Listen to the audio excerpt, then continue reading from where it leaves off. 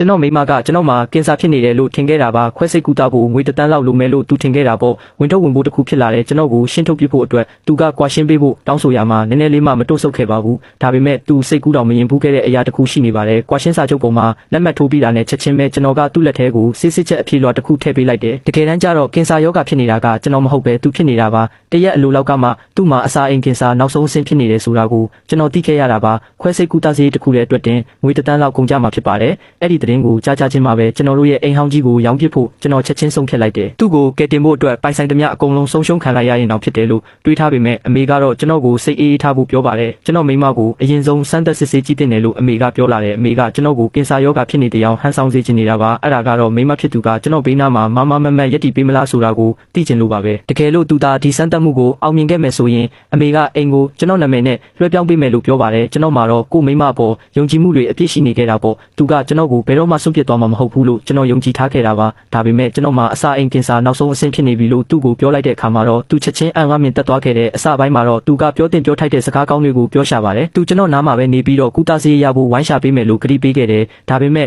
သူလက်ထွက်သွားတဲ့အချိန်လေးမှာပဲသူ့အမေစီကိုချက်ချင်းဖုန်းဆက်လိုက်တော့တာပါပဲကျွန်တော်ဘာမှတော့ပြန်မပြောရသေးခင်မှာပဲသူကကွာရှင်းစာချုပ်ကိုထုတ်ပေးလိုက်ပြီးတော့တည်ငြိမ်တဲ့မျက်နှာထားနဲ့တကယ်လို့သူ့ကိုချစ်ရင်သူ့ဘဝကိုပါဆွဲမချတင်ဘူးလို့ပြောလာပါတယ်အဲ့ဒီအချိန်ကျမှပဲကျွန်တော်သူ့ရဲ့စိတ်ရင်းအမှန်ကိုအတိုင်းသားမြင်လိုက်ရတော့တာပါသူကကျွန်တော်ကိုစွန့်ပစ်ဖို့အတွက်ကြိုတင်ပြီးအစီအစဉ်ချထားပြီးသားဖြစ်နေခဲ့တာကိုကျွန်တော်ကိုတကူကောင်းမဆန်တင်ဘူးလို့လည်းသူကပြောပါသေးတယ်တကယ်လို့သာသူကကင်ဆာဖြစ်တဲ့လူဆိုရင်တော့ကျွန်တော်ကိုသူကိုယ်တိုင်ဥအောင်ကွာရှင်းပေးမယ်လို့အာမခံပြီးပြောပါတယ်သူကတော့ကျွန်တော်ဘဝကိုဘယ်တော့မှအောက်ဆုံးထိဆွဲချသွားမှာမဟုတ်ပါဘူးတဲ့ယောဂကိုသူတယောက်တည်းပဲရင်ဆိုင်ကြောဖြတ်သွားမယ်လို့ဆိုပါတယ်ဒါပေမဲ့အခုတော့ကျွန်တော်ကအသက်ရှင်ခြင်းစိတ်လေးရှိမိတာနဲ့တင်လူတကူကောင်းသမားဖြစ်သွားရပါတော့တယ်အနာကျင်ရဆုံးအချက်ကတော့အဲ့ဒီကွာရှင်းစာချုပ်ကနေကင်းကြောင်တောင်တပြတိုက်တာနဲ့မချပါဘူးသူကလက်မထက်ခင်ကလေးကကျွန်တော်ပိုင်တဲ့ဒေါ်လာ1 သန်းနဲ့အိမ်ကိုလိုချင်နေပြီးကျွန်တော်အတွက်တော့ဈေးပေါ်တဲ့လျှက်စစ်စပေးအစုပ်လေးတစ်စီးပဲခြံထားပေးခဲ့တာပါတကယ်လို့သာသူဆိုင်ကယ်မောင်းတက်ရင်အဲ့ဒီစပင်းကိုတော့ကျွန်တော်အတွက်ခြံထားပေးခဲ့မှာမဟုတ်ပါဘူးအဲ့ဒီအချက်ကိုတွေးမိပြီးကျွန်တော်ဒေါသတွေအကြီးအကျယ်ပောက်ကွဲသွားတော့တာပေါ့အဲ့ဒီမှာသူ့အမေကပါကြားထဲကဝင်ပြောပြီးကျွန်တော်ကဘလို့ပဲဖြစ်ဖြစ်အသက်ကြနေရတော့မဲ့လူမဟုတ်ဘူးလို့ပြောလာတယ်ယောဂကုသဖို့အတွက်ပတ်စံတွေတုံးနေတာက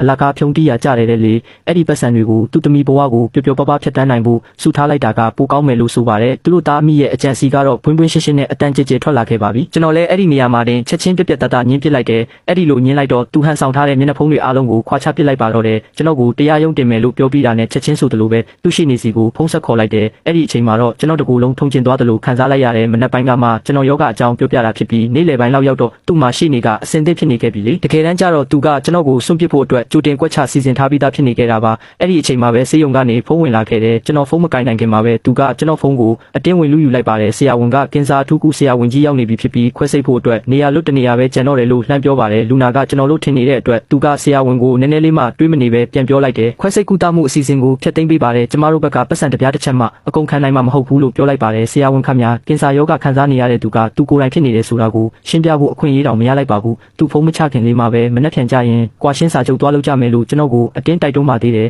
အဲ့ဒီတော့မှသူဘာလို့ချင်နေတယ်လဲဆိုတာကိုကျွန်တော်တိတိကျကျနားလည်သဘောပေါက်သွားတော့တယ်အမိုက်လို့သူထင်နေတဲ့အရာကိုလွှတ်ပစ်ချင်နေတာပါဒါပေမဲ့တခုတော့သူမသိရှာပါဘူးအဲ့ဒီအချက်ကကျွန်တော်လိုချင်ဆုံးအရာလည်းဖြစ်နေတယ်ဆိုတာပါပဲဒါကြောင့်ကျွန်တော်လည်းချက်ချင်းပဲသဘောတူလိုက်ပါတယ်ပြီးတာနဲ့သူကသူ့ရီစားရဲ့ရင်ခွင်ထဲကိုတန်းပြီးပြေးဝင်သွားတော့တာပေါ့ကွာရှင်းပြီးသွားရင်သူ့ကိုလက်ထက်ယူမလားလို့သူကအဲ့ဒီလူကိုမေးပါတယ်ဟိုလူကလည်းဘာမှတောင်စဉ်းစားမနေပဲလက်ထက်မယ်လို့ဖြေလိုက်တယ်သူကပြုံးလိုက်ပြီးတော့ထပ်မေးပါသေးတယ်တကယ်လို့များသူကင်ဆာဖြစ်လာပြီးကုသဖို့ငွေ1 သန်းလောက်လိုအပ်မယ်ဆိုရင်သူ့ကိုကယ်ဖို့ပတ်စံအကုန်ခံမလားတဲ့ဟိုလူကလည်းရတာပေါ့လို့ဖြေပေမဲ့သူမသိရှာပါဘူးအဲ့ဒီလူဟာသူ့ရဲ့ခံစားချက်တွေကိုကစားနေတဲ့လူလိမ့်လက်စားသူတယောက်ပဲဆိုတာကိုပေါ့နောက်ဆုံးမှာတော့ကျွန်တော်တို့နှစ်ယောက်ကွာရှင်းစာချုပ်တင်ဖို့သွားခဲ့ကြတယ်သူ့အတွက်တော့ဘဝတစ်တစ်ခုကစောင့်ကြိုနေတယ်လို့ထင်နေခဲ့ပေမဲ့သူမသိခဲ့တာကတော့တခြားစီပါပဲတေးချင်းတရားကသူ့စီကိုတဖြည်းဖြည်းနီးကပ်လာနေပြီဆိုတာပါပဲလမ်းမခွဲခင်လေးမှာကျွန်တော်ကသူ့လက်ထဲကိုစစ်စစ်ချက်အဖြေလွှာတစ်စောင်ထည့်ပေးလိုက်တယ်ဒါဟာနှုတ်ဆက်လက်ဆောင်ဖြစ်ကြောင်းလဲကျွန်တော်ပြောလိုက်ပါတယ်သူကစိတ်မရှိတဲ့ပုံစံမျိုးနဲ့လှမ်းယူလိုက်တယ်နောက်တစ်စက္ကန့်မှာပဲသူ့မျက်နှာကြီးတစ်ခုလုံးဖြူဖြော့သွားပါတော့တယ်အဲ့ဒါကသူ့ရဲ့ကိုယ်ပိုင်စစ်စစ်ချက်အဖြေလွှာဖြစ်နေခဲ့လို့ပါပဲကင်ဆာယောဂါနောက်ဆုံးအဆင့်ဆိုတာပေါ့ဗျာ